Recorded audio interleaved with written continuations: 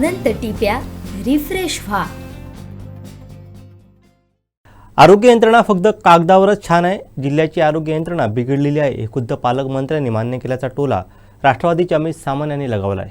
बरोबर, आपण कागदावर ह्या सर्व गोष्टी दाखवू शकतो, या गोष्टी कोणी नाकारू शकत नाहीत, परंतु माझं तेच म्हणणं आहे की माणुसकीच्या भावनेतून कुठेतरी आता या रुग्णांकडे बघण्याची गरज आहे। तुम्ही जर कागदावर दाखवायला गेलात तर खूप चांगलं आणि छान दिसतं, कागदावर तुमचं शासनसुद्धा खूप चांगल्या प्रकारे काम करतं असं दिसतंय, परंतु वास्तविक ते आहे का? कारण कालच्या काही घटनांनी अधिवेशनाच्या पहिल्या 2 दिवसातच बऱ्याचशा गोष्टी झाल्यामुळे त्या गोष्टी तुमची संपूर्ण अब्रू चव्हाट्यावर आलेली आहे। राज्यातील जनता बघते की तुमचे खेळ कसे चालले आहेत आणि तुम्ही जर कागदावरच्या अहवालांवर विसंबून राहून मग असं जर म्हणत असाल तर कागदावरचा अहवाल हा त्या सुनीता रामानंद यांनीच तयार केला नसेल हे कशावरून आपण म्हणू शकत नाही, कारण त्यांच्याचकडून अहवाल तयार करून आरोग्यमंत्र्यांनी मागून तो विधिमंडळात ठेवलेला आहे।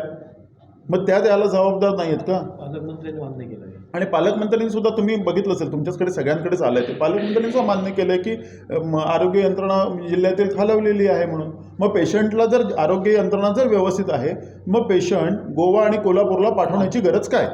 तुमच्या या कणकवली विधानसभा मतदारसंघात 3 तालुके येतात, वैभववाडी, कणकवली आणि देवगड, याच्यातली आरोग्य यंत्रणेची परिस्थिती काय हे सुद्धा शासनाने कुठेतरी समजून सांगावं।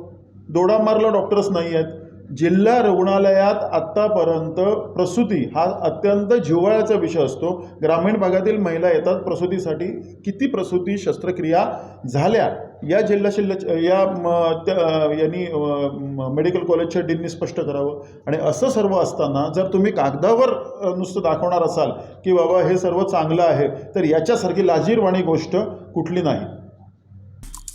आमचे दिवसभरातले सर्व अपडेट्स, ताज्या घडामोडी आणि थेट लाईव्ह पाहण्यासाठी सबस्क्राईब करा, लाईक करा कोकणचं नंबर 1 महा चॅनल कोकण 7 लाईनचं YouTube चॅनल।